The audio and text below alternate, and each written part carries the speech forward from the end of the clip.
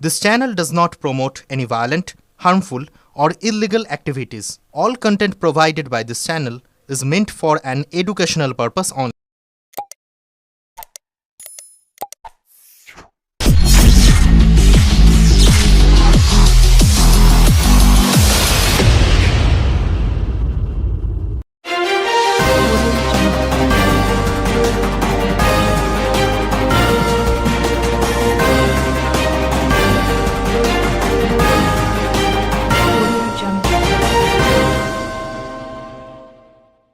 হুগলির ডানকুনিতে পরিবর্তন সংকল্প সভায় এসে মিঠুন চক্রবর্তী বলেন, আদিবাসীদের ওপর অত্যাচার চিরজীবনের মতো বন্ধ হয়ে যাবে এবার। সেই কারণেই আমরা আসছি।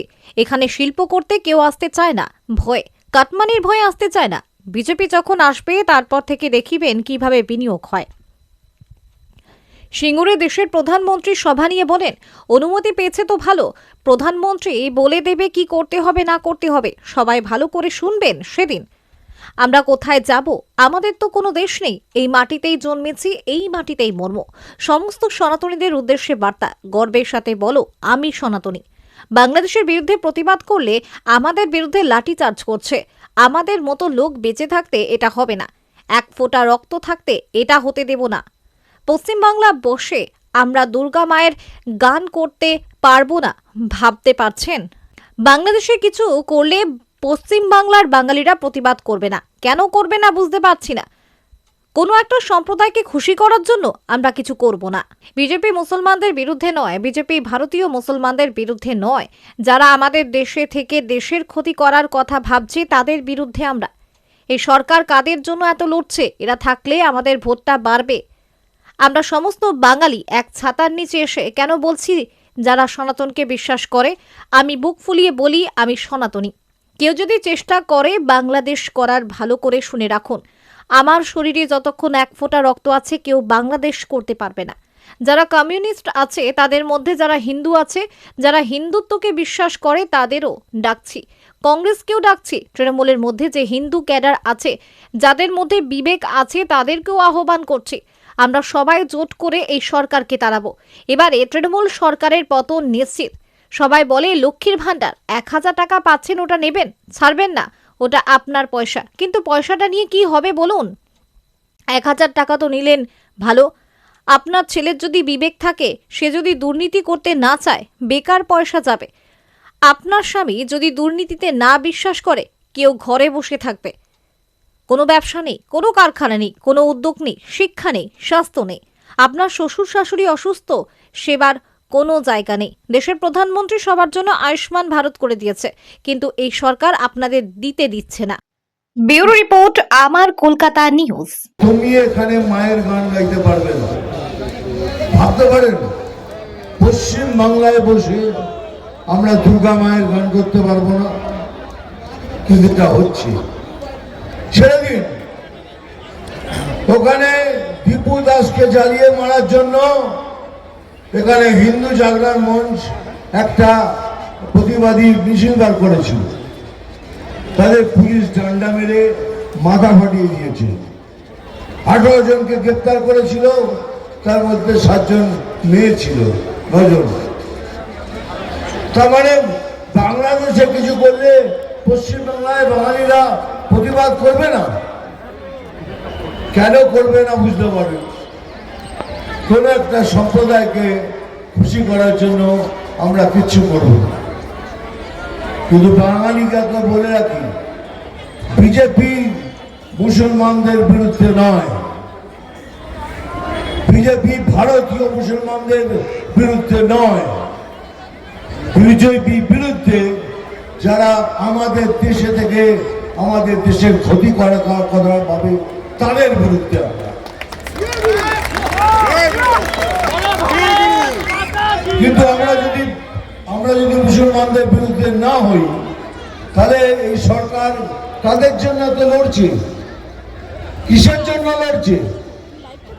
এই জন্যই লড়ছে না, এরা থাকলে পরে আমার ভোটটা বাড়বে, এইসব কাজ করার জন্য। কিন্তু আমরা বলছি অভারতীয় কোনদের আমরা সাপোর্ট করব না, কোনো অভারতীয়কে আমরা সাপোর্ট করব না। এখন যদি এই অবস্থা হয় তাহলে আমরা কোথায় যাব? কাশ্মীর ফাইলস পিকচারটা দেখেছেন? যদি দেখে থাকেন তাহলে বুঝতে পেরেছেন ওখান থেকে যত হিন্দু ব্রাহ্মণ ছিল তাদের সেখান থেকে তাড়িয়ে দেওয়া হয়েছিল। এখন অবস্থা কাশ্মীরের অবস্থা বদলে গেছে, খুব ভালো হয়ে গেছে, কিন্তু তাড়িয়ে দেওয়া হয়েছিল। একবার ভাবুন যদি আমাদের এখান থেকে তাড়িয়ে দেয় তাহলে আমরা কোথায় যাব? সবার কোনো না কোনো দেশ আছে, আমাদের জন্য কোন দেশ আছে? আমরা কোথায় যাব? সেই জন্যই বলতে এসছি যে আমরা এবার সময় এসছি, আমরা সমস্ত বাঙালি আমরা এক ছাতার নিচে এসে সমস্ত বাঙালি, কেন বলছি, যারা সনাতনকে বিশ্বাস করে। আমি যেমন বুক চাপড়ে বলি मैं सनातनी हूं, मैं गर्व से कहता हूं हम सनातनी हैं। এখন সময় এসছে আমাদের এক ছাতার নিচে এসে আমাদের সনাতনিত্বকে, হিন্দুত্বকে, বাংলাকে, বাঙালিত্বকে এই পশ্চিম বাংলার থেকে বাঁচাতে হবে। আর কেউ যদি চেষ্টা করে এটাকে বাংলাদেশ তৈরি করার, তাহলে ভালো করে শুনে রাখুন, আমার মতো যতজন আছে, আমি বলছি আমার মতো যতজন আছে, আমার শরীরে যতক্ষণ এক ফোঁটা রক্ত আছে, কেউ এটাকে বাংলাদেশ করতে পারবে না।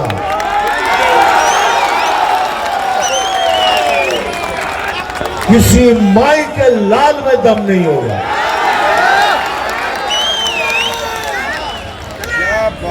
এই জন্য আপনাদের সবাইকে রিকোয়েস্ট করছি, আপনারা সবাই একসাথে নিচে আসুন। আমার এখানে বসে থাকা আমার যত কার্যকর্তা আছে তাদেরও বলছি, যদি কারোর সাথে কোনো মনোমালিন্য থাকে তাহলে আমি হাত জোর করে অনুরোধ করছি যে মনোমালিন্য ইলেকশন অব্দি মিটিয়ে নিন, তারপরে যা করার করবে সব মিটিয়ে নিন। ধরুন একসাথে লড়তে হবে আমাদের। আমি এমনকি যারা কমিউনিস্ট আছেন তাদের মধ্যে যারা হিন্দু আছেন, যারা হিন্দুত্বকে বিশ্বাস করেন, তাদেরও ডাকছি, কংগ্রেসকেও ডাকছি, এমনকি তৃণমূলের মধ্যে যে হিন্দু ক্যাডার আছে, যাদের মধ্যে বিবেক আছে, তাদেরও আহ্বান করছি, এই পার্টিতে আসুন, আমরা সব এক ছাতার নিচে মিলে ভোট করে এই সরকারকে এখান থেকে তাড়াবো।